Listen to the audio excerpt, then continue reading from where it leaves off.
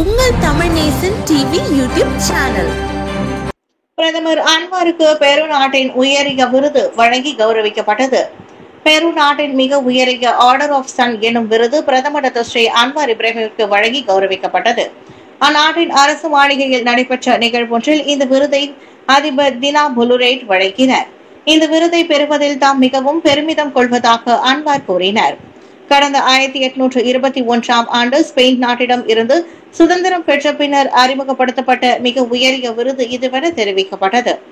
அமெரிக்க அகண்டத்தின் மிக பழமை வாய்ந்த பொது விருதாக இது கருதப்படுகிறது என்று அவர் குறிப்பிட்டார்.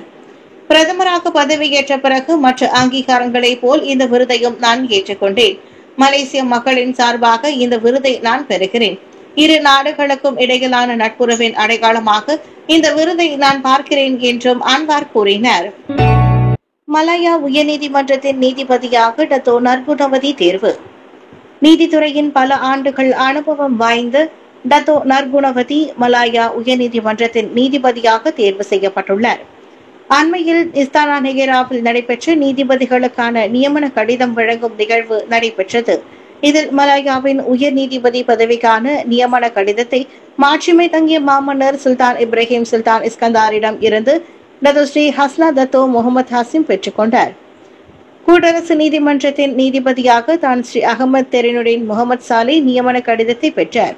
அதைத் தொடர்ந்து மலாயா உயர்நீதிமன்றத்தின் 15 நீதிபதிகளுக்கான நியமன கடிதம் வழங்கப்பட்டது. அவர்களில் டத்தோ நர்குணவதியும் நீதிபதிக்கான நியமன கடிதத்தை பெற்றது குறிப்பிடத்தக்கது.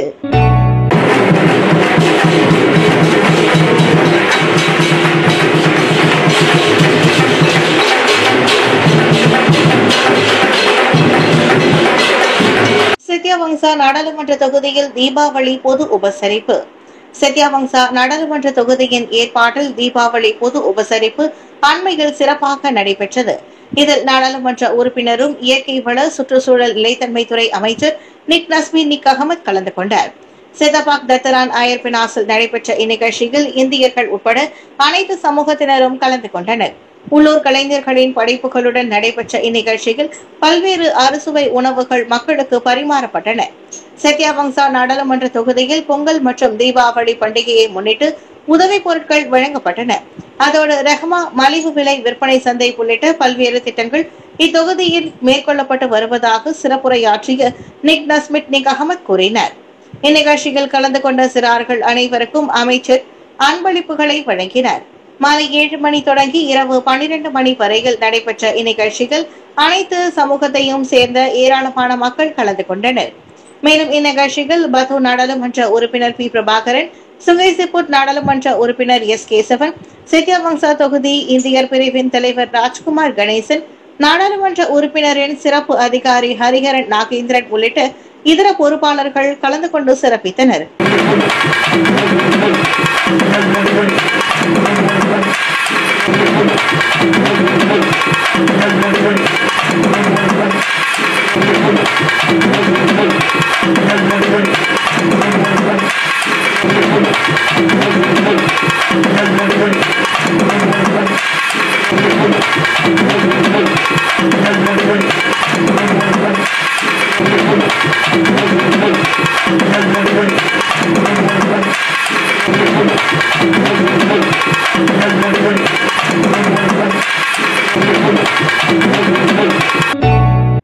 ஸ்லாங்கூரில் 387 சிறார் சித்திரவதை சம்பவங்கள் பதிவு.